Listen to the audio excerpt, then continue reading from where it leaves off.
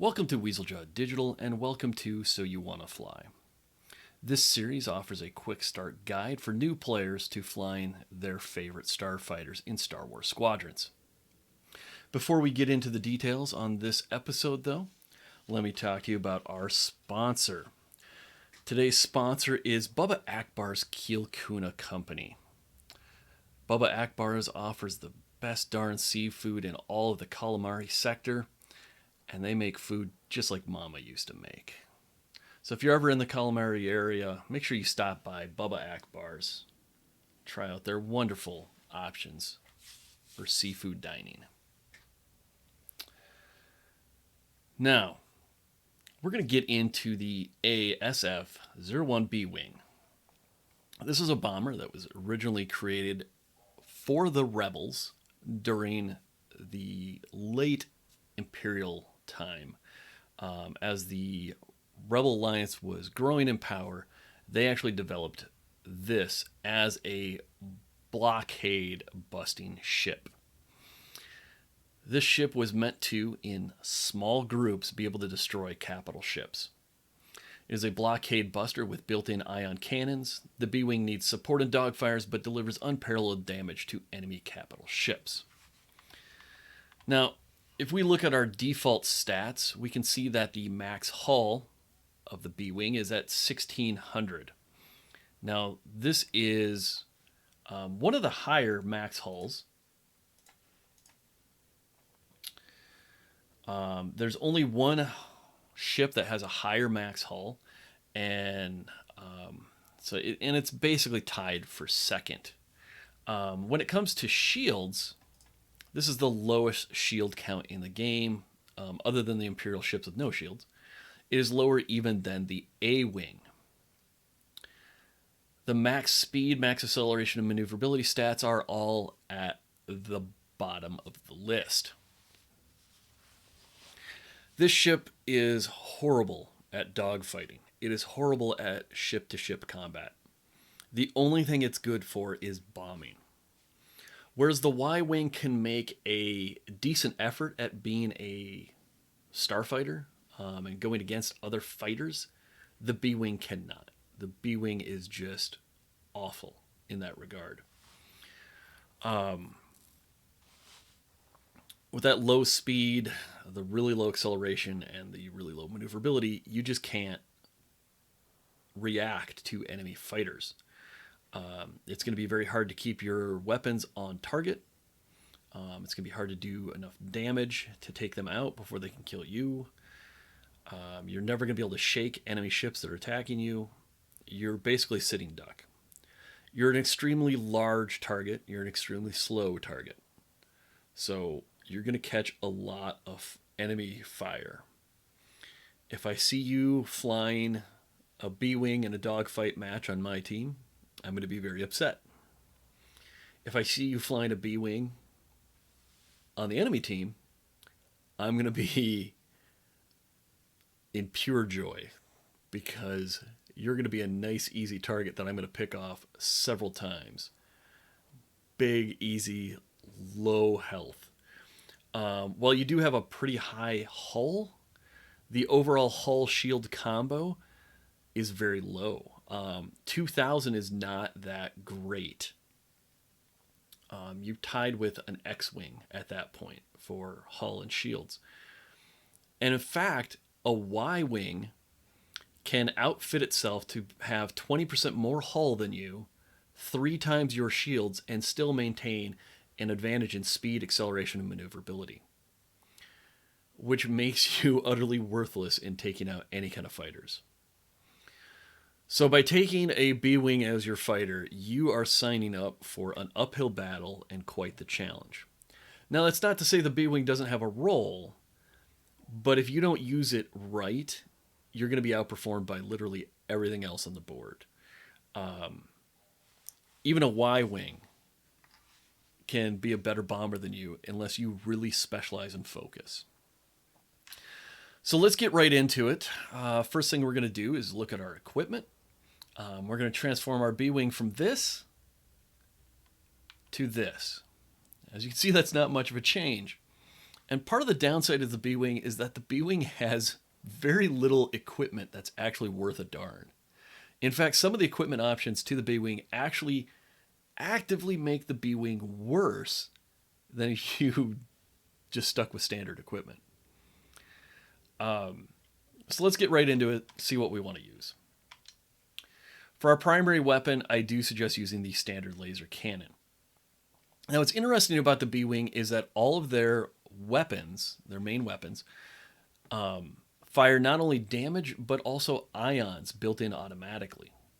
So the standard laser cannon actually does 933 damage per second, 400 of which is ion damage. So it's pretty effective at tearing shields down while also doing damage. However, there is a 45% maneuverability penalty to a already very not maneuverable ship.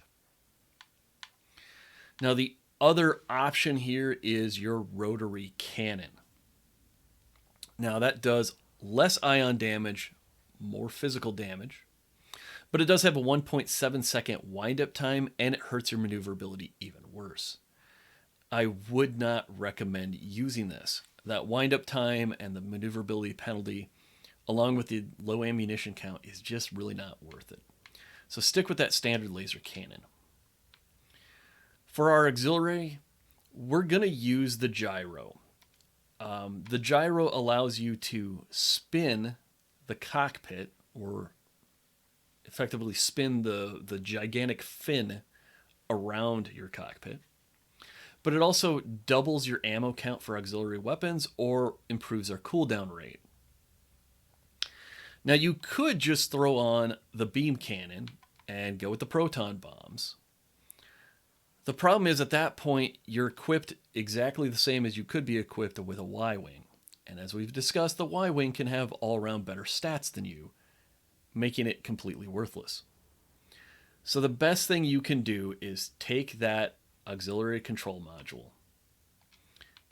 take the proton bombs. You're not going to live long enough to get multiple beam shots off. You're a big target, you're a juicy target, you're a slow target, you're a relatively low health target. Everyone's going to be gunning for you, and due to your low speed, capital ships are going to tear you apart. You're never going to get in more than 2 beams, at which point you really haven't come out ahead. So that's not a good option for you. So gyro, proton bombs. For countermeasures, we're going to switch up to our Seeker warheads. They're the best all-around missile defense system you can have, so definitely throw that on. For the hull, I would stick the dampener hull on. The Fabritech dampener hull takes a little bit of your health, but it increases hostile lock time for missiles and secondary weaponry. That means it's going to be harder for them to get missile locks on you, so that's a good option. For shields, there really are no good options. For engines, I also believe there really aren't any good options. I would kind of like to use the sublight engines, but then that hits your already meager shields and health, which makes you even less effective. So that's our setup. The only thing we're changing is our countermeasures and our hull to hopefully survive a little bit better. So with that, we'll go into some gameplay and talk about exactly how to use this ship to the best effect to make an effective bomber in fleet battles. Now, the first thing to think about with the B-Wing is how you want to orientate your fin, the giant wing you have. I find the best thing you can do is actually rotate that wing to above your cockpit so that you're effectively flying your ship upside down. Due to the orientation of your cockpit and your line of sight, this actually sort of lowers your footprint and makes it easier to maneuver around debris. You need to be extra careful of this wing on certain maps. Zavian Abyss can be a bit of a problem. Nadiri Dockyard is really hard to pilot through, as is Galatan. And Sassubo can be a bit of a problem too. Any map with lots of debris will be difficult to pilot. Any ship with shields, you should always come out of your capital ship and put your power to shields first. At the beginning of battle, you're then, once your shields are maxed, going to want to go to weapons. Now the big thing you want to do here, since you're a bomber, is you want to target their raider, their Corvette class ship. You have 10 bombs, which is a considerable amount of bombs. Make an attack approach against that raider. Unload with your blasters, which are going to help cut down their shields considerably with the ion effect. And then you're going to sneak underneath it or go above it. Just make sure that you remember those bombs are now going above you, not below you. Release your bombs, destroy that raider. If it's not destroyed in one pass, go back, repair, make another pass. Now, once your side gets the morale advantage, it's time to go against the Imperial Cruisers. That is their frigate-class ships, and they're the next target. Those are points C and D. This is really no different than any other bombing run. We're going to approach at full speed with our power to engines. We're going to hope we don't take any attacks on the way in. We're then going to unload with our blasters until we can get underneath the ship or above the ship. And we're going to unload all of our bombs to do as much damage to their hull as possible. Now, with the B-Wing, you're going to be kind of stuck because of that giant wing. It's going to be hard to get those bombs below the shields without running into the ship. So a lot of times, your initial bombing runs are going to be against their shields. That's okay. For the most part, you're going to have to take those shields down anyways. Return back to your frigates, get repairs, get restocked with bombs, and just continue this process until their cruisers are destroyed.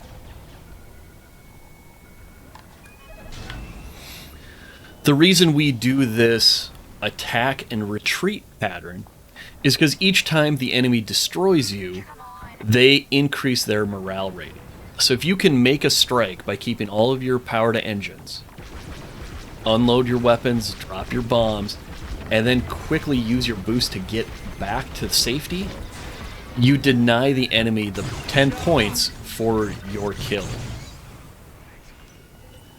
Now, once the enemy's light cruisers are destroyed, it'll be time to take the fight to the Star Destroyer. Now, your primary target with the Star Destroyer is the shield generators. What you want to do is take some kind of long arc, either out to the sides or way up above, using any kind of debris you can find to shield your advance. Once you get out to a good angle, so you're coming in from the side, you're going to want to turn, target the shield generators, and keep your engines boost to high until you get within a certain range. Once you start getting close to 1,500 meters, you're going to start taking damage from the enemy ship. At that point, you want to burst in. Now the goal here is to stop burst just before you get to the shield generator, slow down, and basically bow your ship. You're going to direct your ship towards the deck of the Star Destroyer, and then your fin will then line up with the shield generator, and you'll unload all of your bombs on the shield generator. And again, to just demonstrate this a second time, the most effective offensive strategy against the Star Destroyer is to simply make a high-speed attack run towards their shield generator. When you get close, you turn off your boost, duck your head, and release the bombs directly onto the shield generator. You can attempt after each pass to try to get back to safety and repair, but with this ship being much more fragile than the Y-Wing, the chances of you being able to get out away from the Star Destroyer are slim to none. So in most cases, it's probably going to be better for you to just drop your bombs and then do whatever damage you can while you're there at the Star Destroyer, taking out turrets, doing hull damage, targeting another section of the ship or another subsection, and just do what you can before you get blown up. Now, anytime you're on defense, of course, feel free to shoot at any AI fighters you find. Knocking them out on defense helps your morale. Definitely feel free to shoot at any players that you can take easy pot shots at. But your main focus is not going to be them to start with, but is going to be, again, that raider. Those raiders do a considerable amount of damage to your capital ships. They also do a lot of damage to your fighter and your allies' fighters. So again, you're going to just fly in, shoot at it, and then make your bombing run.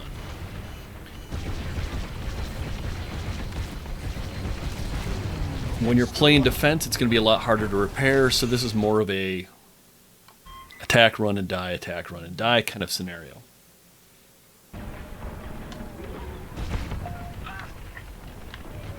Once the enemy raider is destroyed, then you have two options again: enemy players and AI fighters. Now, the most effective thing to do is take out enemy players, but in this ship, it's going to be tough to track those targets and to hit them. Do the best you can. I find the best strategy is to sit next to whatever target you're defending, and as their big targets, like their bombers and whatnot, roll in, and they're focused on your ships, you can just joust towards them and attack them.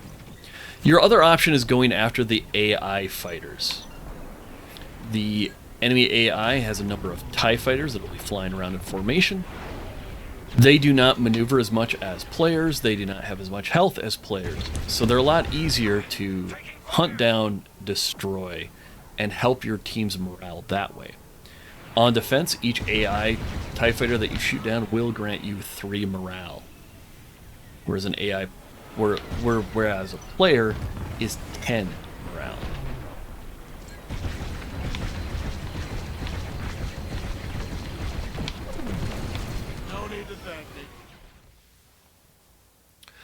So with that, I hope you're more familiar with the B-Wing. I hope you're more comfortable flying it. And if you do choose the B-Wing over the Y-Wing in fleet battles, I hope that this guide will help you make the most out of this fighter. Please don't forget to like and subscribe, and we'll see you next time.